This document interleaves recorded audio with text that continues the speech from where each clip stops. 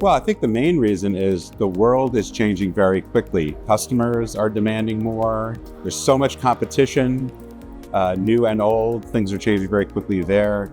And technology is accelerating in many cases at a more exponential rate than a linear rate. So if we're not prepared to aim higher, move faster, act more boldly, there's a good chance we're falling further and further behind. So I think a lot of times we used to think that slow and steady incremental change was the way to win.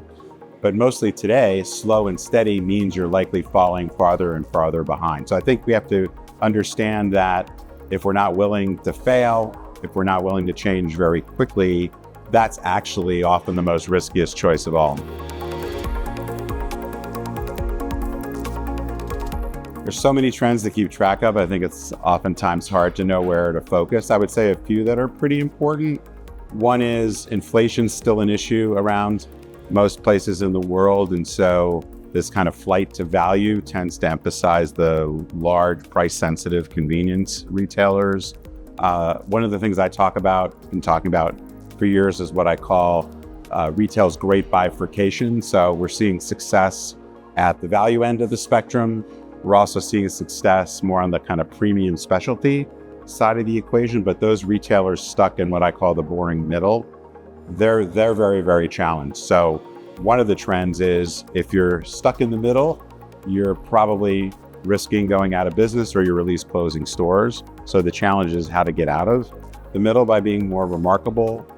From a technology standpoint, obviously generative AI is something that's emerged kind of out of nowhere in the last year or two and is evolving very quickly.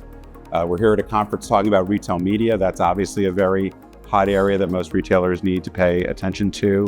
Probably the last one I'd talk about is the reinvention of search. We've been used to Google having this dominant position for so long, but we're starting to see it be chipped away by product searches that are being done on sites like Amazon, by emerging competitors like Perplexity, and then just the introduction of AI into the whole agentic AI sort of equation, I think is going to become more and more important as a trend.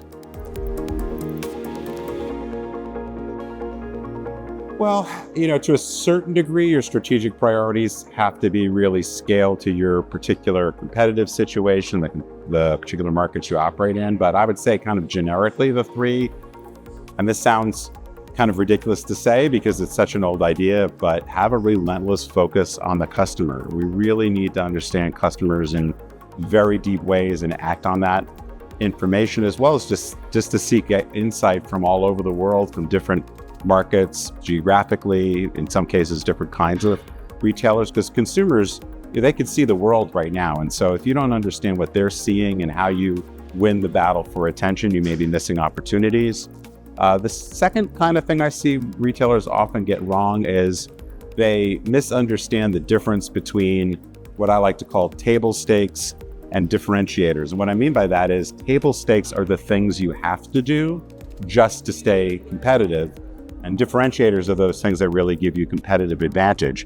Too many retailers spend too much time on what they think is going to give them competitive advantage when it's really just keeping them even. So you don't want to innovate just to be the same or just to catch up. You have to be able to leap ahead and get that true competitive advantage.